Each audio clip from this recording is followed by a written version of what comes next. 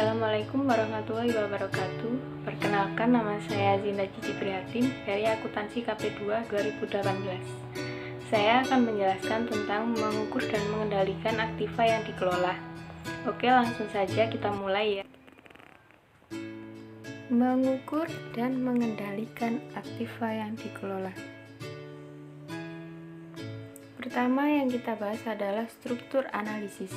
Tujuan pengukuran penggunaan aktiva merupakan analogi dari tujuan pusat laba, yaitu yang pertama untuk memberikan informasi yang berguna dalam membuat keputusan yang bagus mengenai aktiva yang digunakan dan untuk memacu para manajer agar membuat keputusan yang merupakan kepentingan perusahaan.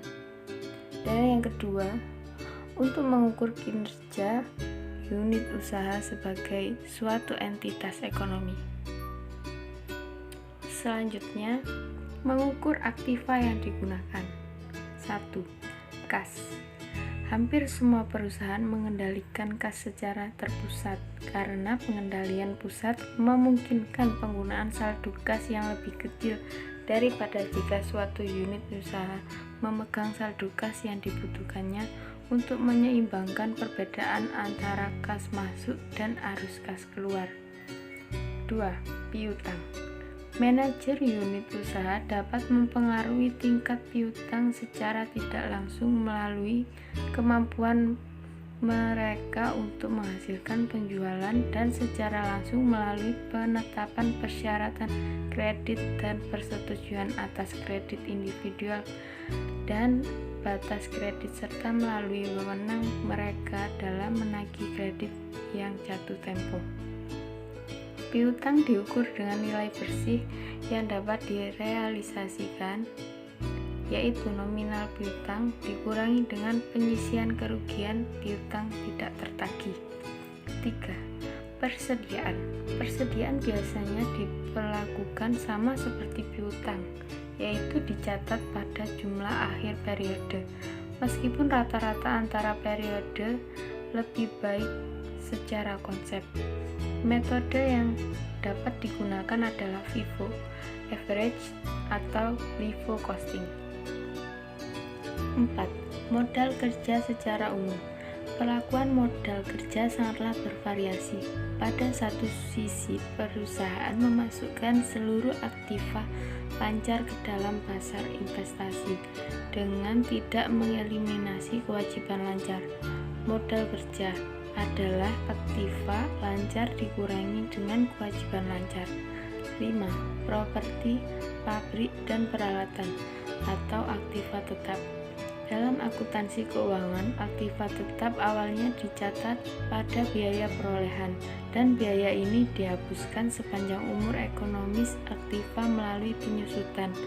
Hampir semua perusahaan menggunakan pendekatan yang sama dalam mengukur profitabilitas atas dasar aktiva dan unit usaha.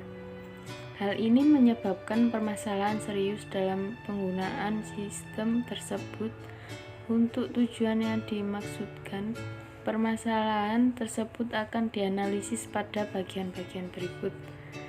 Yang pertama, akuisisi peralatan baru.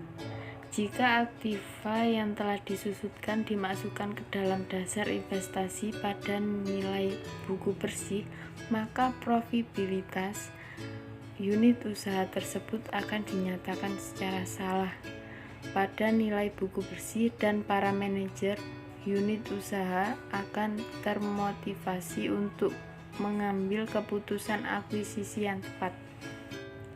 Yang kedua, nilai buku kotor. ROI yang dihitung berdasarkan nilai buku kotor akan selalu menyatakan terlalu rendah tingkat pengembalian sebenarnya. Yang ketiga, disposisi aktiva. Jika aktiva dimasukkan ke dalam dasar investasi pada biaya awalnya, maka manajer unit usaha akan termotivasi untuk menghilangkan aktiva tersebut meskipun aktiva itu memiliki suatu kegunaan karena dasar investasi unit usaha akan berkurang sejumlah biaya penuh dari aktiva tersebut. Yang keempat, penyusutan anuitas. Jika penyusutan ditentukan oleh metode anuitas dan bukan oleh metode garis lurus, maka perhitungan profitabilitas unit usaha akan menunjukkan EVA dan ROI yang tepat. Hal ini disebabkan karena metode penyusutan anuitas sesungguhnya mengaitkan pengembalian investasi yang implisit dalam perhitungan nilai sekarang. Yang kelima, metode penilaian yang lain.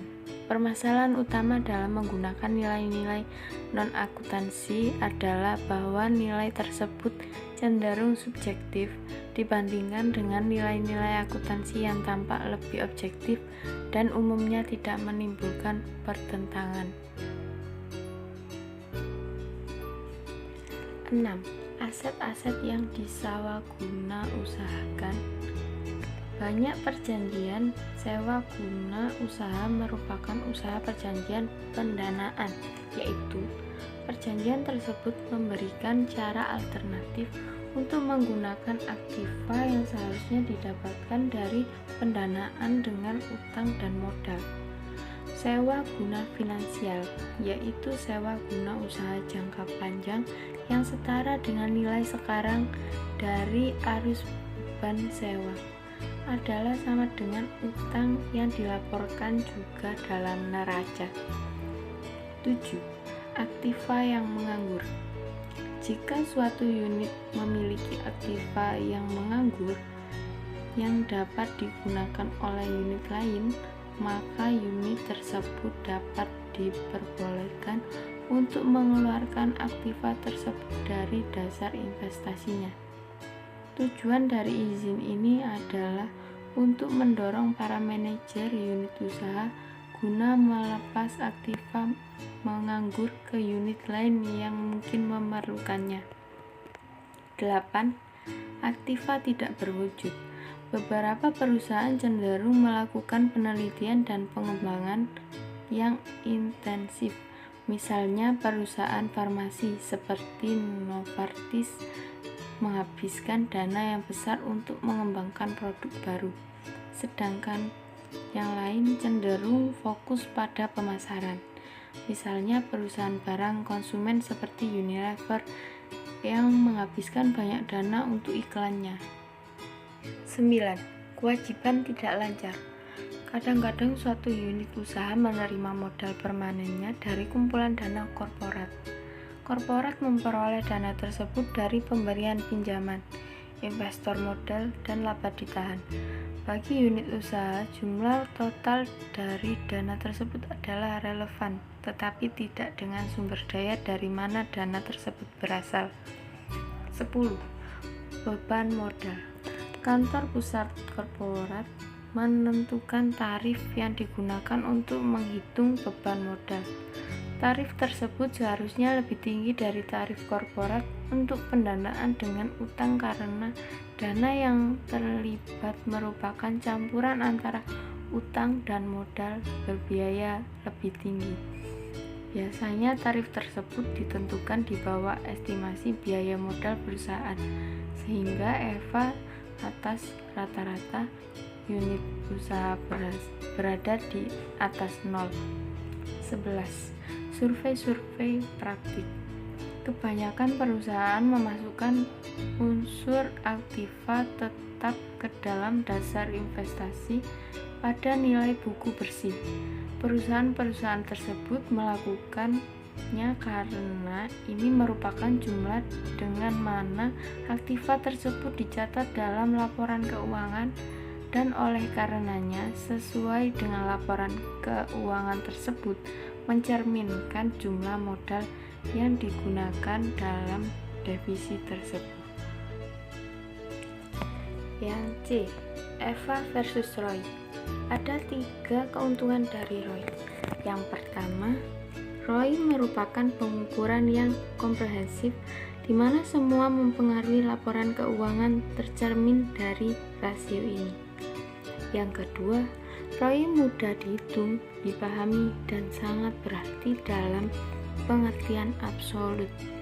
Yang ketiga, ROI merupakan denominator yang dapat diterapkan ke setiap unit organisasi yang bertanggung jawab terhadap profitabilitas tanpa memperdulikan ukuran dan jenis usahanya.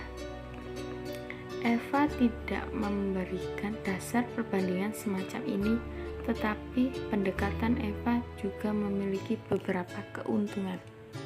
Ada 4 alasan yang membuat lebih unggul daripada Roy, yaitu yang pertama, dengan Eva, seluruh unit usaha memiliki sasaran laba yang sama untuk perbandingan investasi.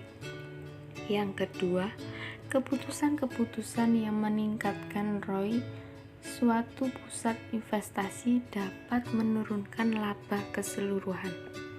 Yang ketiga, Eva adalah tingkat suku bunga yang berbeda dapat digunakan untuk jenis aktiva yang berbeda pula. Yang keempat, Eva berlawanan dengan Roy, memiliki korelasi positif yang lebih kuat terhadap perubahan-perubahan dalam nilai pasar perusahaan. Ada beberapa alasan mengapa penciptaan nilai pemegang saham menjadi penting bagi perusahaan. Yang pertama, mengurangi resiko pengambil alihan atau takeover. Yang kedua, menciptakan nilai tukar untuk agresivitas dalam manajer dan akuisisi. Yang ketiga, mengurangi biaya modal sehingga memungkinkan investasi yang lebih cepat untuk pertumbuhan masa depan. Eva diukur dengan cara sebagai berikut. Eva sama dengan laba bersih dikurangi beban modal, atau Eva sama dengan modal yang digunakan dalam kurung ROI dikurangi biaya modal. Nah, yang D, pertimbangan tambahan dalam mengevaluasi manajer. Dengan melihat kelemahan ROI, kelihatannya mengejutkan bahwa ROI digunakan secara luas. Diketahui dalam pengalaman pribadi bahwa kesalahan konseptual ROI untuk evaluasi kinerja adalah nyata dan menyebabkan timbulnya perilaku disfungsional dari para manajer unit usaha. Yang E atau yang terakhir, mengevaluasi kinerja ekonomi suatu entitas. Secara konsep ini, suatu usaha adalah nilai sekarang dari pendapatan di masa depan. Hal ini dihitung dengan mengestimasi arus kas untuk setiap tahun di masa depan dan mendiskontokan setiap arus kas tersebut pada tarif laba yang telah ditentukan. Analisis tersebut dilakukan untuk 5 atau mungkin 10 tahun yang akan datang.